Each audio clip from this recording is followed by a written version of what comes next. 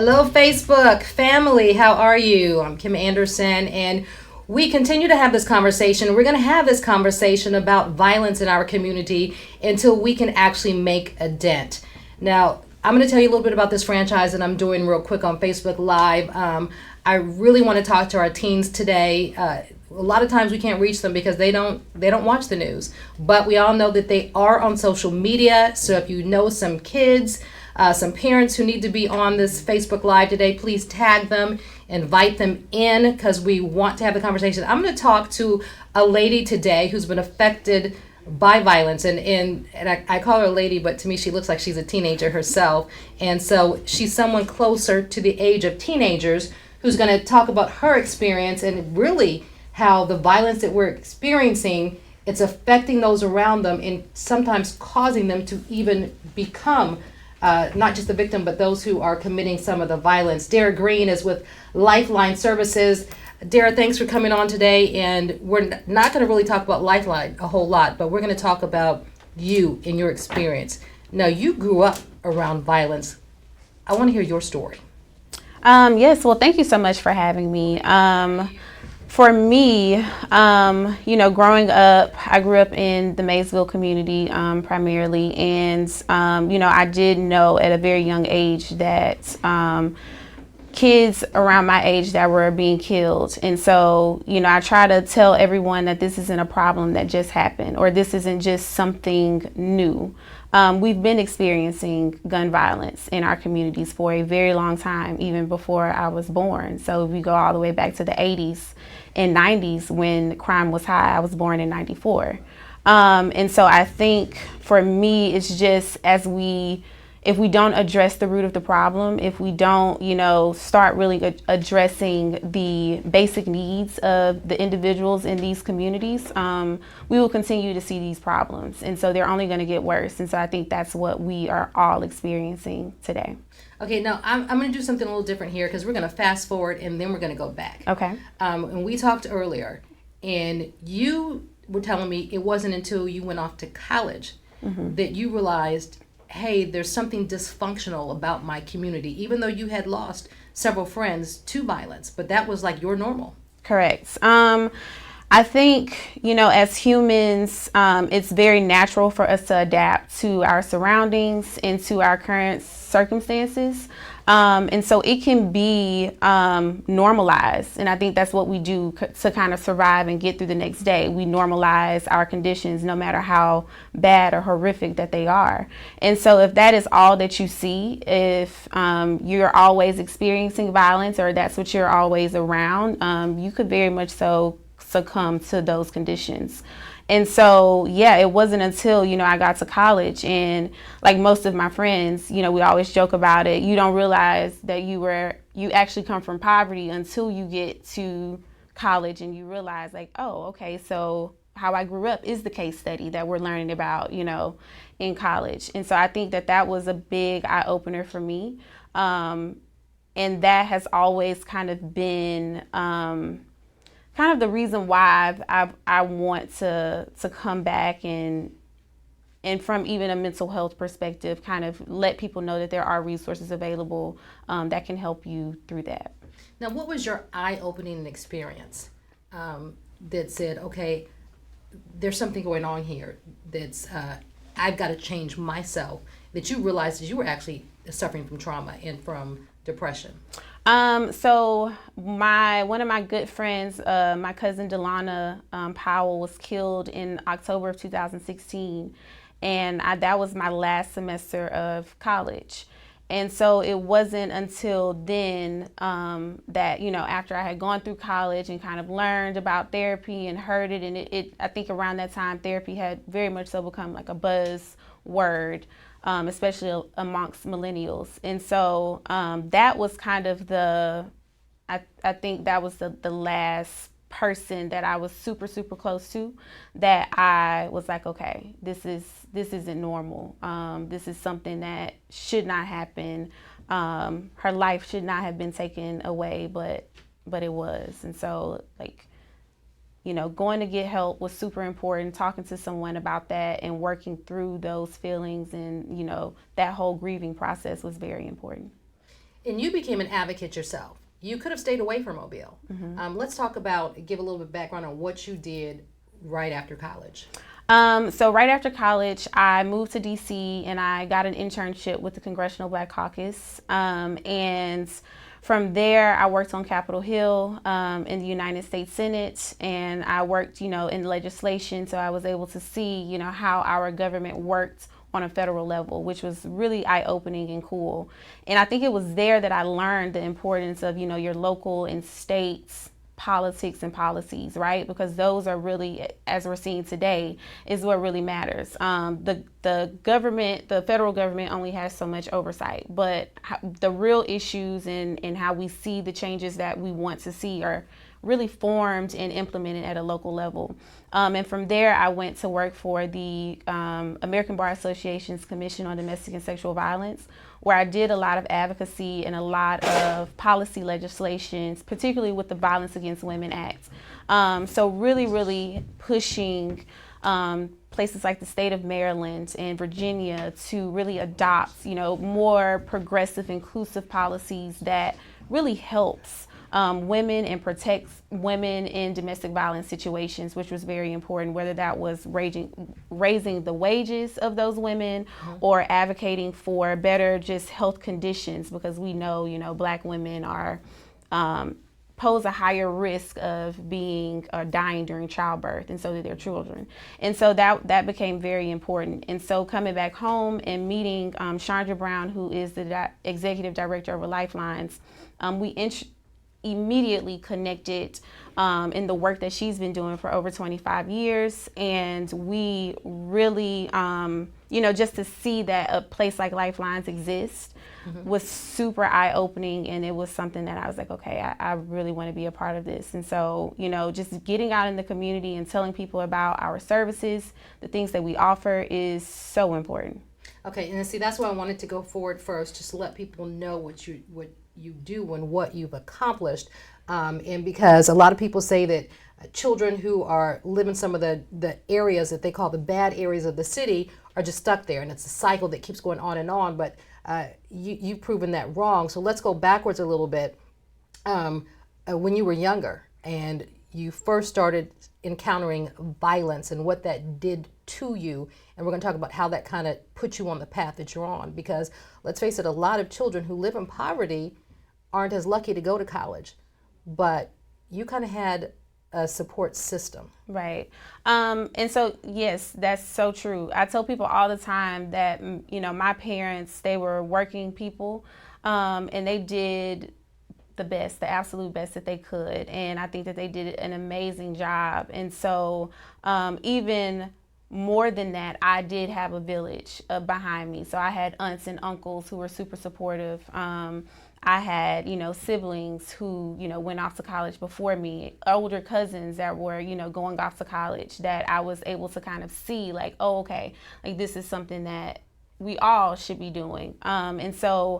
And I did have friends, and even though we did experience, traumatic going to funerals or, knowing people that had passed away or that were killed, we still were able to lean on, our village and the adults that weren't even really related to us, maybe in the neighborhood, that just simply cared about us and looked out for us and made sure that we were okay. Okay, now what do you say to those kids who were in that situation, but they don't have that support that you have? Because there's so many children who are almost basically raising themselves, and then they look for family elsewhere, and unfortunately, they run into, and we're going to say it, gangs, and like Operation Echo that's going on now to try to combat those gangs. What do you say to them that are lonely right now and in feeling they don't know what they're feeling, but they know they're angry? Yeah, I say that you have every right to be angry and to be mad. And I think a lot of that is, it's natural, right? Because here you have innocent human beings who have been faced with some traumatic things that they didn't really ask for. And so I think that it's not on them to try to mitigate that or to navigate that by themselves, I think that's when it falls on us, right? As a community, as the adults who do have the access and the resources to actually bring those things to them. Because they have every right to be angry and they have every right to distrust the system, a system that is really broken and has done nothing to serve them in a positive way. And so I think for me, what I would say to them is like, just hold on, but like we're coming. Now, from the counselor side, we're looking for solutions. Obviously, as a family, as a community, excuse me, because it's getting out of control. What can we do instead of saying it's not my problem? Because eventually, it's going to be all of our problems. What can we do to reach those children who actually need the help that they don't even really know that they need? Yeah, I think. We hear this often, but meeting people where they are is very important. Oftentimes we want people to come to us and we want, people to tell us what it is that they need, but a lot of it is very basic. It's a very basic solution. It is very basic, just human interaction. People want to be seen. They want to be heard. They want to know that you at minimum care about them and their situation. And so sometimes it doesn't even call for, a big response or this very complicated, solution that we oftentimes think it calls for. It really just calls for us going into these communities, really creating safe spaces for these kids. They have really nothing to do, especially during the summer. So when school is out, they don't have a safe place to go where they can play basketball until 11 p.m. or where they can eat, or because food is a huge, obviously, problem in our area. Food insecurity is huge. And just really going to them, taking our resources, taking what we have, and bringing it to them. So boots on the ground, because I know that I personally have talked to several nonprofits and other people are saying, well, hey, we've got this out here, we've got that out here, but how do we get these kids to come to us? So it's not a matter of getting those kids to come to them, because there's some problems sometimes with transportation. Transportation is huge. Gas is high just for, regular working people. And so, it's going to be near impossible for children or teens or youth to get to these places. And so Lifelines has done an amazing job of, going out into the community and reaching people where they are.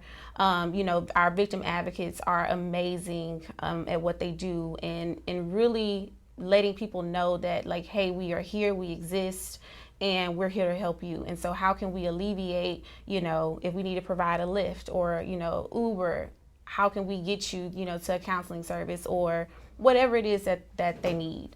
And I think that that's super important because there are, a myriad of services out there that's available, but you got to think about all of the barriers that exist between them and those resources. And so we have to do a better job as a community of making sure that we bring the resources to them into their community. And one barrier, when you mentioned barrier, is a lot of these kids don't want you talking to them. They don't want to be bothered, because how do you break through that wall to actually get to them?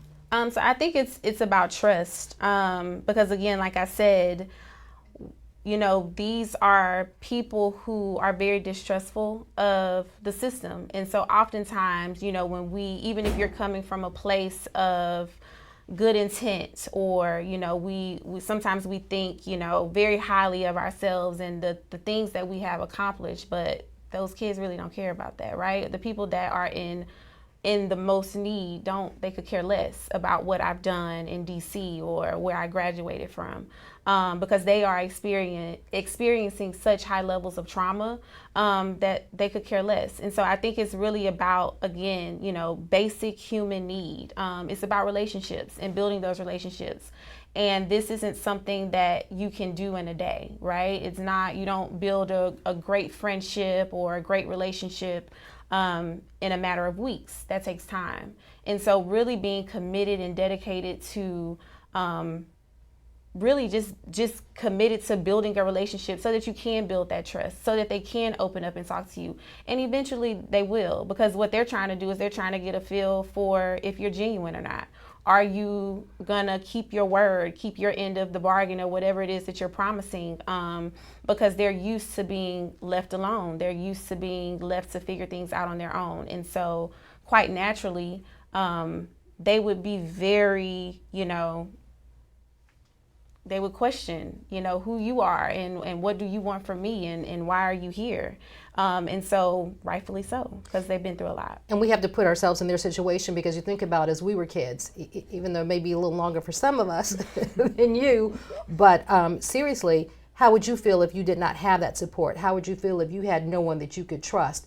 But the people on the streets that are unfortunately influencing you to do things that you shouldn't be doing, that are not so right. And these kids generally, and I've heard this before from just talking to mental counselors, they genuinely suffer from PTSD. Mm-hmm. People think, oh, that kids can't do that. That comes from, just being in the military or being in war, but they suffer from PTSD. Yeah. And I also think, grief is a huge thing. And, even in the Black community, how we talk about grief and how we navigate those feelings. Sometimes, what we're seeing even in middle schools now, or, 9th, 10th grade high schoolers is, them acting out maybe, or them becoming very aggressive with teachers or other students. And that can be a symptom of grief, right? It's especially if you don't know where it's coming from. And so if you don't realize where your grief is coming from, it can oftentimes be misplaced. And so I think it's really a matter of letting them know, building that trusting relationship with them so that they can open up to talk to you and trust you enough to let you know what's going on. And then being like, hey, that's grief and that's a normal feeling. And, your cousin just died a week ago, and then now your brother died yesterday. And so, yeah, I would be angry too. Yes, that's something to be very mad about.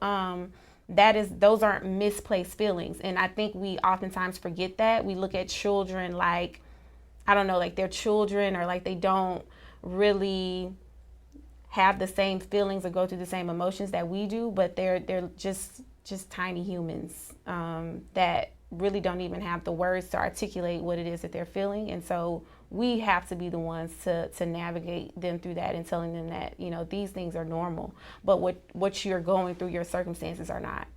And you hit on something again that I just want to kind of elaborate a little bit more on, that they don't know how to deal with grief, so they lash out. A lot of the cases, retaliate. I talked to a mother last week who lost a child to gun violence, and she was telling them, don't retaliate. That's not going to bring my son back. Mm-hmm. Stop doing this, because this is just more and more murders. But that's how some of these kids are dealing with their grief. Mm-hmm.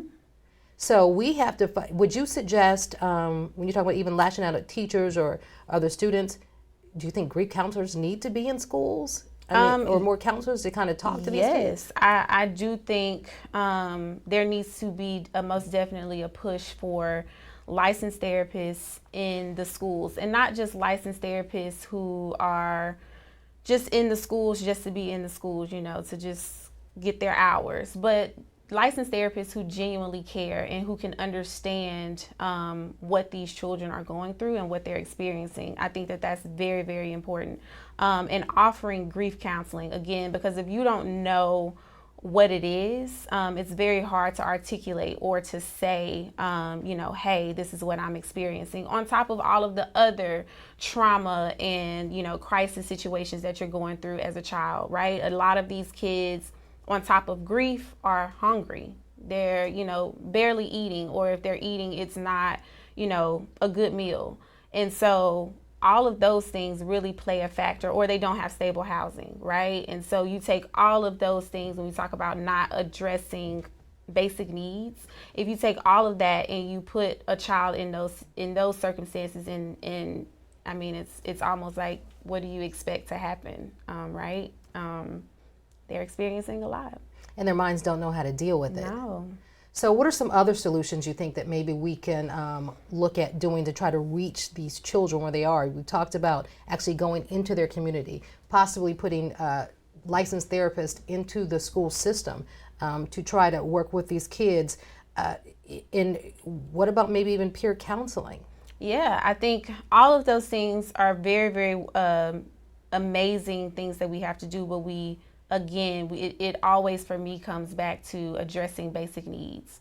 And so again, that does start with the parents or the guardians. And so oftentimes we want to talk about family structure, whether it's a mom or dad, but we know that families look a little different, and they can especially look a little different in our urban and rural communities, and that's okay as well. And so if, even through my journey as a mom, I remember my cousin introducing gentle parenting to us. I remember, she's really big on that. And so learning, even through therapy as someone who was going through parenting themselves, that it is very hard to parent from a place of love and abundance when you have to worry about how you're going to keep the lights on. When you have to worry about how you're going to put food on the table, when you have to worry about how you're going to get from point A to point B, or you have multiple kids who need to eat, but you also have school coming up, and so there are school uniforms that you have to buy. It's very hard to parent in those really harsh situations because you're not thinking, let me go up to the school and talk to the teacher, right? You're thinking about going to work, working your shift, surviving so that you can take care of these children. And so I think it starts there, alleviating some of the pressures that, like I said, we're all seeing, and it's only going to get worse because we're dealing with inflation, and we're working people who make decent salaries, and we can go into our savings and adjust where we need to. It's going to be very, very hard for people who do not have the access to that. That means that whatever government assistance that they do get, if prices are going up, they can't control the market, and so it's just going to be hard to move around that. And so I always try to get people to see that it's very hard to parent from a place of abundance and love when you yourself are high stressed, don't know where your next meal's coming from, don't know how you're going to pay your next bill. So there are organizations out there to help parents, but again, it's a matter of reaching them, just like you have to reach the kids, kind of coming into them, because they're saying we don't have parents that want to come to us, even parenting classes. Mm-hmm. Yeah, but again, I think for me, the realization of understanding that, I am now a part of the system, right? And even though I have the best intentions and I do want to implement solutions and things that will help the people in my community just be great and have the best opportunities that they can have, I still have to understand that I am a part of a system that they have distrusted for decades. And so this isn't it's not about me. So it isn't about you. And so again, being very intentional about going into the community and creating relationships with people so that they can see that this person is here to help, and that they don't, your trust or I'm trying to help you, I'm here to provide this resource. They don't have to listen to you. And just knowing that you're not, that this is bigger than who you are. Because I think we do get kind of hung up on, ego and, well, I have this and I have all of these great parenting classes and no one wants to come, or I'm doing this amazing seminar and no one wants to come. But it's like, if you're worried about how you're going to get your next meal, I wouldn't want to come to your seminar either. The seminar sounds good for someone who doesn't have to worry about that. And so I think it's very hard for us to sometimes take ourselves out of, take ourselves out of our own shoes and put ourselves in someone else's shoes, and just really be like, okay, so if I was struggling with basic needs, would I want to go to a parenting class? No, I want to make enough money to where I can feed my children with dignity, and pay my bills on time, so that I can myself as a parent or guardian or whoever make the best decisions for my child. And so I think it's more about that than anything than getting mad about these parenting classes that this community isn't going to. So you're saying it's not just one It's not just one solid solution. No. We've got several Yes. that we have to address. Yes. And needs of those families that have to be addressed in order to start really making a dent and tackling the violence in our community. Correct. I'm going to ask you one last question because I know we're running out of time here. Dara, I want to ask you, what made you decide to come back to Mobile? You were doing so many great things in the DC area. So my son is really what made me decide to come back to Mobile. The support system, obviously, that I grew up with, he has access to that, and he's going to be able to take advantage of all of those great trips to grandma's house, just like I took advantage of all of those, trips to my grandma's house. And so nothing beats, home and your village. And so that is what, these children need. That is what they are asking for.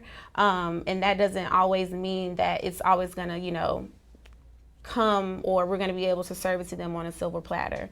It's going to take a lot of time, a lot of work. It's going to take a lot of trust building and a lot of, one-on-one human interaction and just getting to know these people so that you can come into their communities, because this is their home. That's their territory. And so we can't just expect to come in there and do what you want to do. But just building those relationships so that we can, start rebuilding these villages again that existed for me and so many others like me. All right, Dara Green with Lifeline Services. We're going to put up that number if you want to call them. But we're learning here that it is going to take a village. We're saying this again, that people, their basic needs aren't being fulfilled. And we've got to start that, go into the communities that are having these problems, that we want to help these children.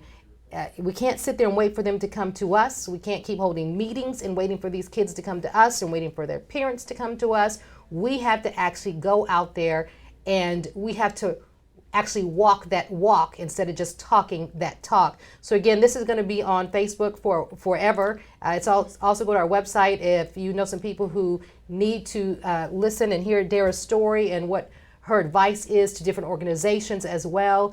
mynbc15.com. Again, I appreciate you so much for coming out here. Just giving you a little preview of next week. I'm going to actually talk to a young man who was a victim of violence himself, that he was fortunate enough to survive, and what he's doing now, how he turned his life around, and how he's helping other children. So make sure you tune in next week for our Facebook Live Targeting the Violence. Thank you so much.